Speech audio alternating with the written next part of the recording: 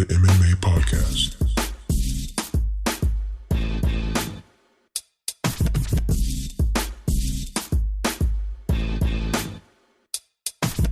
And now, coming to the mic, your host, Jalen Walker.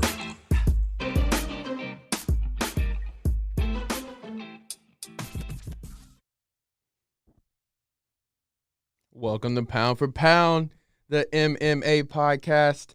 I'm your host, as always, Jalen Walker. If you're listening to the podcast via Spotify, Apple Music, any other streaming platform, please make sure to check us out on YouTube and click that subscribe button. Much appreciated, as always. Guys, UFC 2, it's officially arrived. Charles Oliveira versus Michael Chandler will headline for the lightweight championship of the world. The co-main event also features UFC legend Tony Ferguson with Beneil Dariush, who will come out victorious in front of 20,000 fans in Houston, Texas, and walk out the Toyota Center with the lightweight championship of the world. We'll break it all down and much, much more. But first, a word from our sponsors at Manscaped. The Manscaped engineering team has confirmed that they have successfully created the Lawnmower 4.0 trimmer, which is now available for purchase in the U.S. and Canada. And last week we unboxed this and we showed it to you guys. Great product, like I said. It's definitely worth it. Go ahead and join over 2 million men worldwide who trust Manscaped with this exclusive offer for you. 20% off plus free shipping with code POUNDFORPOUND at manscaped.com. So what makes the trimmer different than all of the trimmers? The new multi-function on and off switch can engage a travel lock created for people who like to travel. The Lawnmower 4.0 gives you the ability to turn the 400K LED spotlight on and off when needed for a more precise shave. The new trimmer even allows you to customize your trim all over through additional guard links with sizes 1 through 4. A look-wise, it's sleek with two-tone matte and gloss finish, and it even features a hot foil stamped black chrome Manscaped logo. Show that mower off loud and proud. The optimized Lawnmower 4.0 trimmer is waterproof, so you can groom in the shower and not have to worry about making a mess on the bathroom floor. Did I mention wireless charging? The Lawnmower 4.0 new wireless charging system uses electromagnetic induction, which can help battery length last longer. If you're still trimming your face with your ball trimmer, it's time to make some changes. Get 20% off plus free shipping with code POUNDFORPOUND at manscaped.com. That's 20% off plus free shipping with code POUNDFORPOUND at manscaped.com. Thank you so much, Manscaped. Appreciate you. All right. A little bit of news before we break down this card. Very interesting. During the press conference a couple days ago, Tony Ferguson was very, very vocal. I think a lot of people heard what he said about Michael Chandler, saying Chandler has Dana White privilege. Some people are saying it's the hardest bar Tony Ferguson's ever thrown in the UFC. And I agree, man. Like, Dana got weak. Everyone was laughing. But in my opinion, he's right. I mean, it's not just Dana White privilege. Chandler worked and was there behind the scenes. He went to Abu Dhabi and was a backup fighter for the Khabib versus Gaethje. He made weight. He's put in the work he can at the point in the career where he's at, coming from Bellator, to get this title shot. But we'll get into that a little bit more. But another thing Tony said, he was trying to get Dana to raise the bonus for the fight to get everyone hype and stuff. So like fight in the night and stuff like that. And it just came out last night that Dana White has raised the UFC bonus from $50,000 to $75,000 after Tony Ferguson hyped it up at the press conference. A $25,000 dollar increase to the original bonuses. People are fired up. I think the fighters are fired up, and people are going to go and shoot their shot and try to get that $75K. But it's going to make tonight a lot more interesting for sure. And if it's going to stay like this, we're not sure. I could see him doing fight nights where it's $50,000 bonus and maybe the big cards, UFC's, like the numbers and stuff like that, and it goes to $75,000. But who knows? We'll see. We're still in a new type of era for the UFC. All right, some other interesting news. Chad Johnson is supposedly going to be facing, and Chad Johnson as in, not the fighter, Chad Ochocinco Johnson. He's going to be facing bare knuckle fighting champion veteran Brian Maxwell on Floyd Mayweather's versus Logan Paul's card. Rumors have it that this is the fight that's going to be taking place. We'll see if it sticks to it. Former NFL wide receiver Chad Ochocinco will be crossing over into the boxing world with a match against BKFC veteran Brian Maxwell on June 6th, with the event airing on Showtime pay-per-view. He previously announced this over Twitter, I believe. But man, Chad Johnson, I'm from Cincinnati. That's the man right there. He's 43 right now. Obviously, we know him as the retired football player. He will be making his debut after spending 11 seasons in the NFL primary with the Cincinnati Bengals. Who they, man? There, he set numerous team records, including most career receptions, receiving yards, and receiving touchdowns.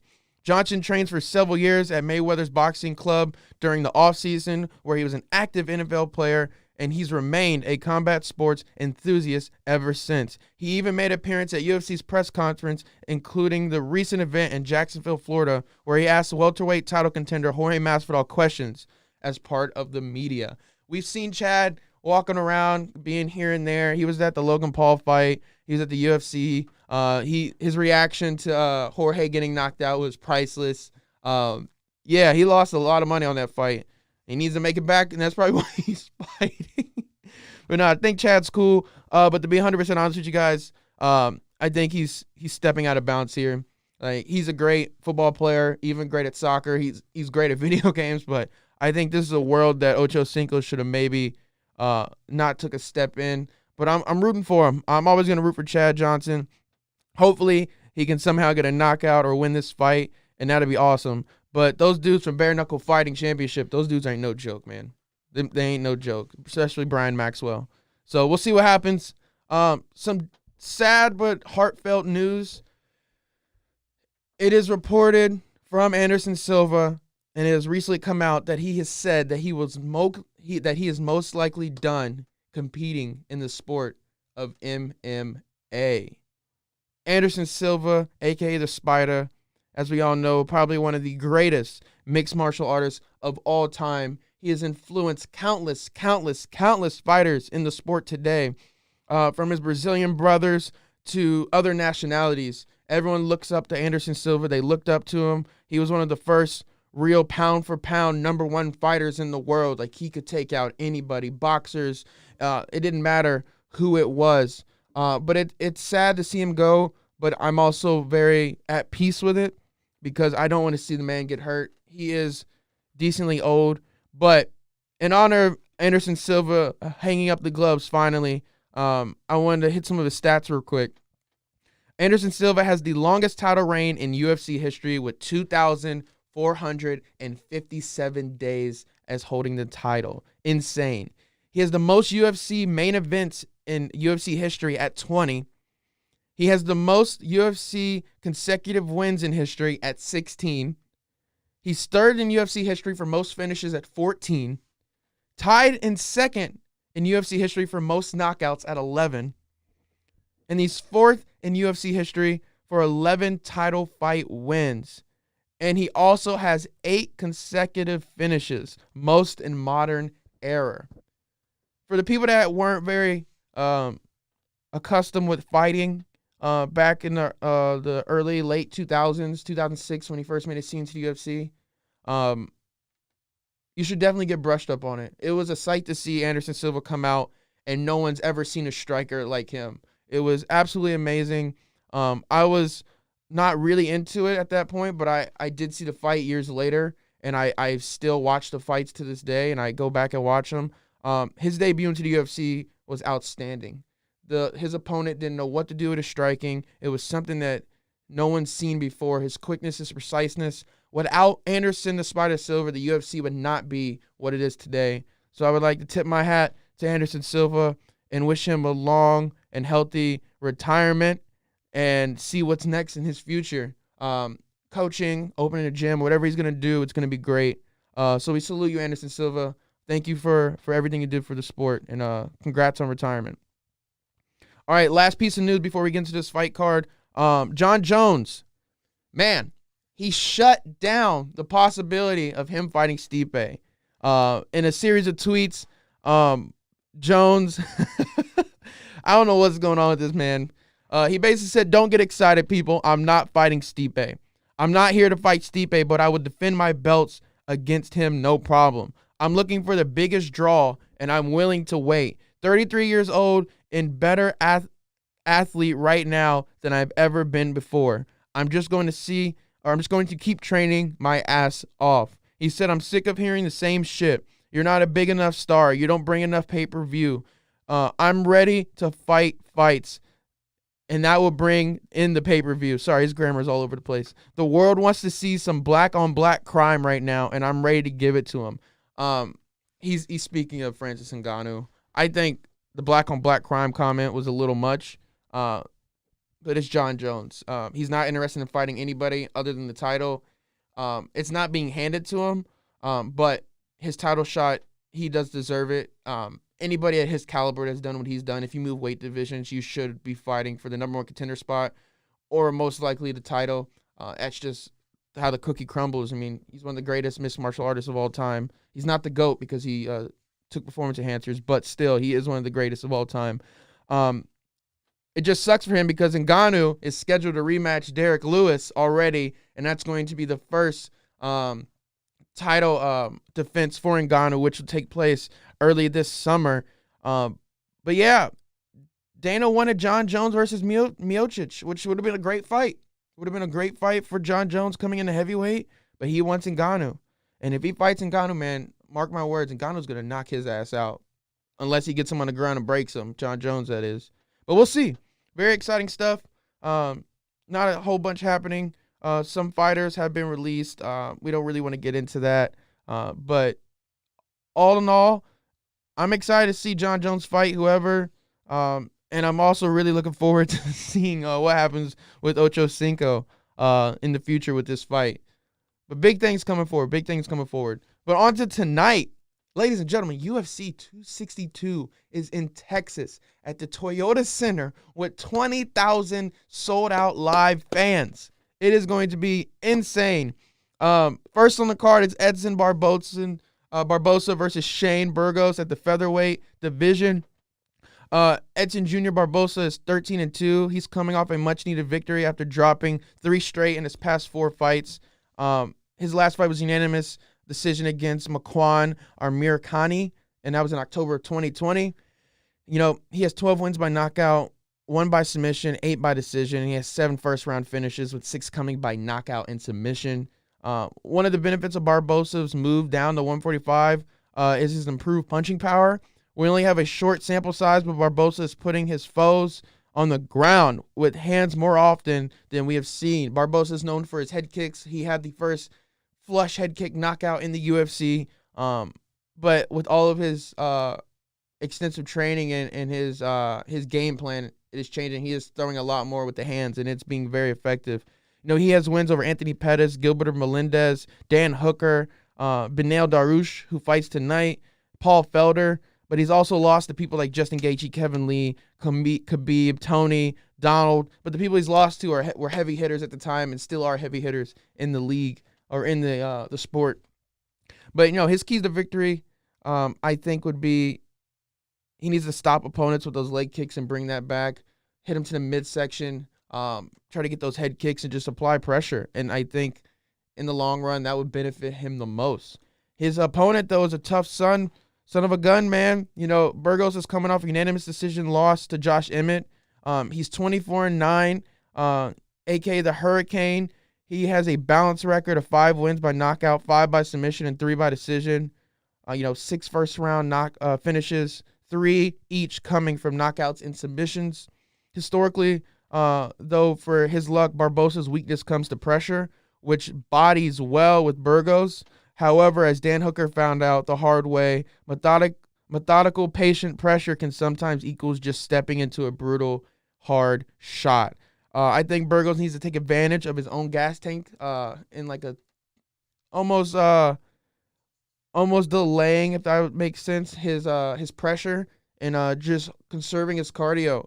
And I think in the long run he can gas Barbosa out and then really make him pay for it. He's beat people like Cub Swanson, Charles Rosa, but Burgo has to pressure the fighter throughout this fight. He cannot give Barbosa a second, really to either take him to the ground, get into the pocket. He needs to move around, be patient, and try to counter Barbosa to get this victory. But in the end, this is a hard one, man. But I gotta take Barbosa. Barbosa is just a skilled striker. He is absolutely incredible on his feet. And I think he's going to get the TKO. I think he can get the job done against Shane Burgos, and it's looking good for him. It's going to be a good fight, really good fight. All right, on to the next fight. Caitlin Kukigian, sorry, I botch her name every time, versus Vivian Aruji at the women's flyweight division. Caitlin, a.k.a. the Blondie fighter, 15-4, coming off unanimous decision victory against Cynthia Calvillo back in November of 2020. This victory got her back on track because, as we know, she lost to Jessica Andrade the fight before. You know, she has 2 wins by knockout, 1 by submission, and 12 by decision. She also has 2 first-round finishes with 1 by knockout, 1 by submission. But Caitlin, the Blondie fighter, she is currently the number 2 seeded 125-pounder in the UFC's official rankings. She's coming off that highly impressive fight against Calvillo. But in the long run, I think this is a great fight for Caitlin, and she's going to be able to show her skills. And if she can take out this opponent, it's going to look really good for her. As I mentioned, her opponent is Vivian Aroji. Sorry, it's very difficult to pronounce. Arojo, my apologies. But she's 10-2. She's currently on a 2-fight winning streak heading into this one.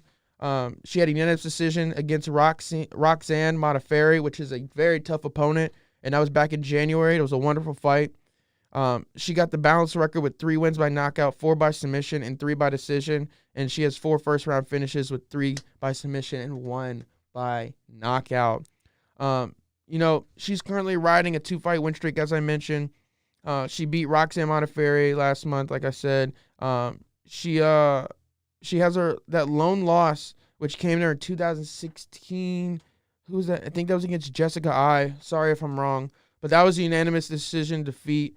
And that was at, I don't even want to guess, like UFC 244, 245, around that range. But she's undoubtedly a top contender and a prospect in this division. But in the long run, like I got to say, Caitlin is such a dynamic fighter. It shapes up to go the distance, probably decision.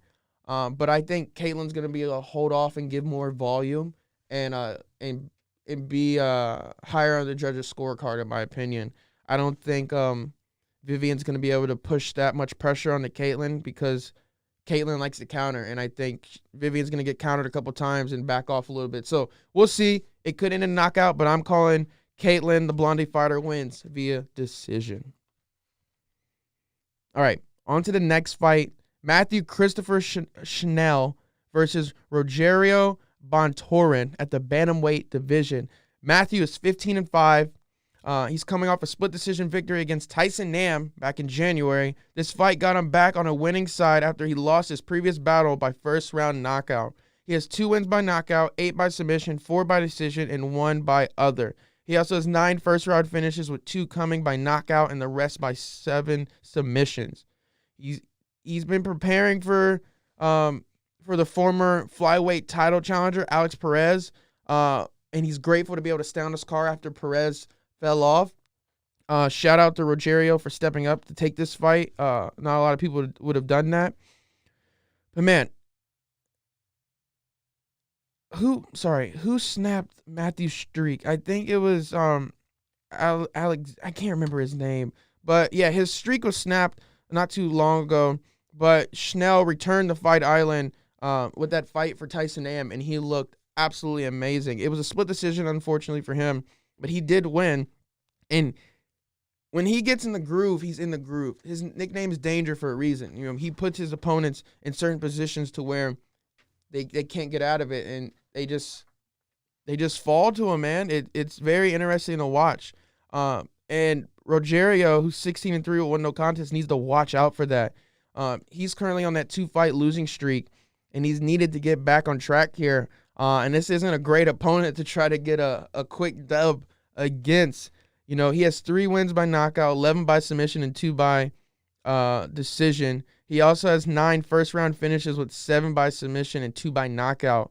Man, he was really heading up in the division in his first 2 UFC fights back in 2019. You know, he beat Magnog Biblatov, and then he TKO'd Rylan Paiva. But now he's fighting to prevent this 3-fight losing streak, man. It sucks for him, man. He was on the rise, and it's just all going downhill for him. But hopefully he can turn it back around here. In my opinion, I think Schnell's going to take this via decision, and he's going to overwhelm Rogerio. But we'll see. Rogerio might have a different mindset going into this one. He knows he needs to get this win, especially with the UFC letting go fighters left and right. And I think this is an important fight for him and his future in the UFC. Not taking anything away from the fella, but losing 3 straight is not a good look.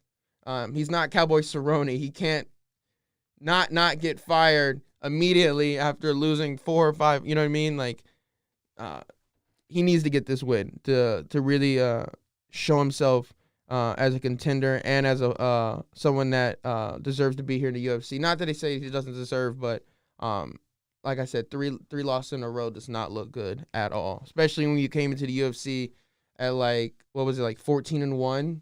Now he's 16-3 with 1 no contest. So only can look up for him from here. But all right, on to the fights that are making the world talk.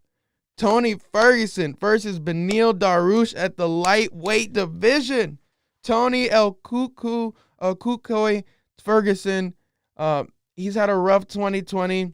He dropped 2 straight fights. However, these were against top names. We all know what happened in that Justin Gaethje fight, and we all know what happened in the Oliveira fight. People just don't understand that Tony Ferguson was on a 12-fight win streak. If he would have not lost those 2 fights, he would have been at 14 wins in a row. That's unheard of in the UFC. But man, he has 12 wins by knockout, 8 by submission, and 5 by decision. He also has 11 first-round finishes with 8 by knockout and 3 by submission. I think anytime Dariush changes the levels or attacks the body, Ferguson has to revert back to his high school wrestling days, to be honest with you. He needs to deny the takedown. We all saw what happened against Charles Oliveira. And not doubting Tony Ferguson's jiu-jitsu game. He's one of the best in the rubber band guard and stuff like that. But jiu-jitsu has to be his backup plan here. Striking has to be his number 1 plan, if that makes sense. It's huge for him to deny those takedowns, get those jabs in, get as much volume as he can, and look like the old Tony Ferguson that we all know him as. But we know who Ferguson is. We know what he can do. We know what he says. We know he's entertaining. We've seen him beat Kevin Lee, Rafael Dos Anjos, Anthony Pettis, Barbosa, Josh Thompson, Donald Cerrone. We've seen him handle people, and we've seen what he can do to people's faces before and after a fight. And he's a very, very dangerous man. And sitting at 26-5, he still has a chance to be a title contender. But man, he has to go through Beneil Dariush, 24-1. He's currently on a 6-fight winning streak that dates back to November of 2018. His most recent success was a split decision against Diego Ferreira back in February of this year. He has a decent record with 5 wins by knockout, 8 by submission, and 7 by decision. He also has 8 first-round finishes with 5 of them by submission and 3 by knockout.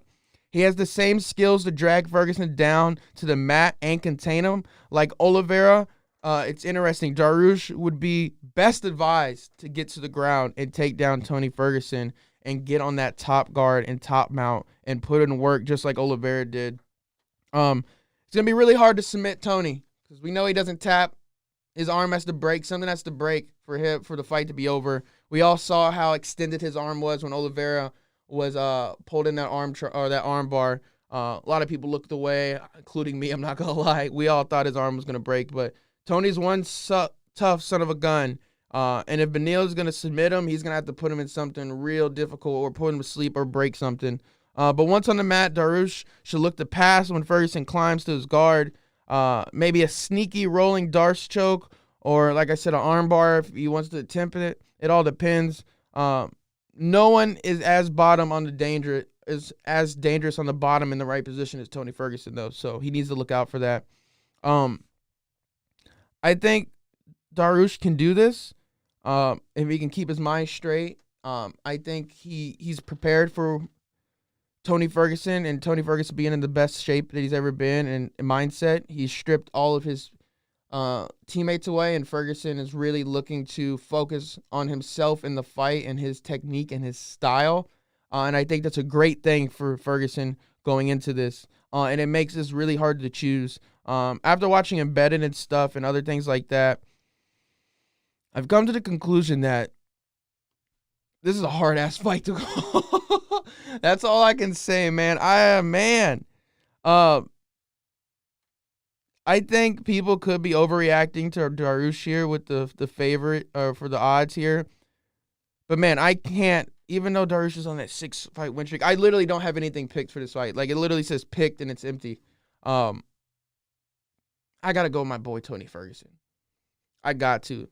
From the Ultimate Fighter to now, chicken shit to chicken salad, as Brock Lesnar would say. I got to respect the homie Tony. He's going to get the fight done. He's going to he's going to probably win via decision. I don't think he's going to get the knockout or anything like that. It's going to be a scrap from start to finish. Some excellent technical groundwork to expect here. And overall, it's going to be a damn good fight. And that's all I care about. But I got Ferguson wins via decision. All right, the main event of the night. Now, before I get into this, I want to say something. Dustin Poirier might have taken the money fight against Conor and turned down Charles Oliveira, but at the same point, it should be Justin Gaethje versus Dustin Poirier for the title. That's all I'm saying. 1 and 2. That's how it should be. No matter what happens in the UFC, if a athlete who is the title holder, as Khabib, as we're talking here now, leaves and vacates the belt, no matter even if 1 and 2 just fought, that should be the fight immediately. Number 1 versus number 2. If not, what the hell are the rankings for? We have number 3 and 5 going at it right now. I understand Oliveira. He's one of the best of all time, holds so many records in the division, in the UFC. He's on that 8-fight winning streak, something like that, and he deserves this shot. But Dustin Poirier versus Justin Gaethje should be the title fight, in my opinion. And I feel like both of them are being snubbed. But shout out to Dustin. He's trying to make that money with Conor for that trilogy fight, and it's going to be a damn good fight. But I'm just upset because the person that deserves to be the title holder right now, Dustin Poirier, is not getting that chance. But back onto these fighters. Charles Oliveira versus Michael Chandler at the lightweight division. This fight is for the lightweight championship of the world. Charles "Do Bronx" Oliveira comes into this fight at 10 and 2. He's currently on an 8-fight winning streak that dates back to the middle of 2018. His most recent victory was unanimous decision against Tony Ferguson back in December of 2020. He has 8 wins by knockout, 19 by submission, and 3 by decision. He also has 15 first-round finishes, with 10 coming from submission and the other 5 by knockout. Do Bronx has always been an impressive fighter. His debut, he became the first and still only man to submit Darren Elkins, and he did so in about a minute. This kid has talent. He's a dangerous Muay Thai fighter. He's capable of cracking opponents and ripping low kicks. He's been doing this since 2012, putting people on their back and submitting people. His highlight tape on YouTube from the UFC is absolutely amazing. I forgot about some of his fights, and it was wonderful seeing some of those highlights and what he's capable of doing. Oliveira is a beast. We all know he's a beast. He's dangerous. His style of kickboxing is clearly Muay Thai. He stands tall. He kicks like a truck, man, I've heard. Like, I would not want to be on the other side of a leg kick to the ribs from him, is all I'm saying. You know, he's one of the most impressive performers in the UFC. His current win streak is rivaled in the UFC as one of the best. He isn't fighting people that they just pull out of nowhere. He's beating top contender guys. And I think it's his time. It sucks that Dustin deserves this fight. I would like to see Dustin versus Justin, or Dustin versus Charles Oliveira here. But it's still going to shape up for a really good fight. I think one of Charles Oliveira's keys here would be get Michael Chandler to the ground, or throw that overhand hook, or just create that headspace so he can wrap Chandler in and get a guillotine or something like that. We're going to see very technical fighting from Charles Oliveira on the ground and on the feet, no matter what, tonight for this fight. As I mentioned, his opponent, Michael Iron Chandler, 22-5. We all know Michael Chandler. It's only his second fight in the UFC, but we know what he's done in the Bellator. We know what he's done in his career. He is a top contender, and he also does deserve this fight, but I will say Dustin deserves the fight more. But Michael Chandler is a bona fide lightweight contender, and he deserves to be here, and he is in his rightful spot. He's done everything the UFC has asked him to do, and this is their payback to him for being such a supportive fighter for them. All right, let me break down some of this stuff. Chandler's currently riding a 3 straight victory coming into this one. His last performance was his first fight with the UFC, as I mentioned, with an impressive first-round knockout against Dan Hooker back in January of this year. He has 10 wins by knockout, 7 by submission, and 5 by decision. He also has 13 first-round finishes, with 5 fights coming by submission and 8 by knockout. First thing first, Chandler has an insane right hand. It is so quick. He can close the distance like that. Even his coach says, it makes no sense the distance he can cover with a punch and get in the pocket, and then he's gone. It's almost like Adesanya. It's very intriguing. It's very interesting. I think this is going to be the number one factor for his fight style tonight. Get in, get out. Get in, get out. Don't get took down. Try to land that shot and end it as fast as possible. His last 2 knockout wins, he scored the knockout with the left hand, and then he did it with the right hand. The boy is gifted. He's a wonderful man. He is a white American, and him and his wife, and they adopted a African-American child, and we all know the story about it with Hap. He's just a genuine, good-loving dude that's just really good at kicking ass, and it's really, really hard not to root for the man. He's an incredible fighter, and if he can keep doing what he's done in his past 2 fights, I think he's going to be very successful here in the UFC. But he needs to defend those takedowns and create that space from Charles Oliveira if he wants to be victorious in this fight. It's going to be a war. It's going to be mayhem. It's going to be up and downs if it doesn't end immediately. But tonight, someone will be crowned the new UFC lightweight champion and take that vacant belt. And honestly, I think Chandler's going to do it via TKO. I think he's going to end Charles Oliveira's streak. I think he's going to come victorious, and I think he's going to raise that belt at the end of the night in front of 20,000 people at the Toyota Center in Houston, Texas. And I will not be upset with it. And I hope right after Dustin fights McGregor and puts him down again, Chandler fights Dustin for the title. That'll be a wonderful fight. Even if Chandler goes up against anybody else, it can be Justin Gaethje. There's no one else. They're not going to give a rematch to Charles Oliveira. Vice versa, if Charles Oliveira wins, Michael Chandler might get a rematch. We don't know yet.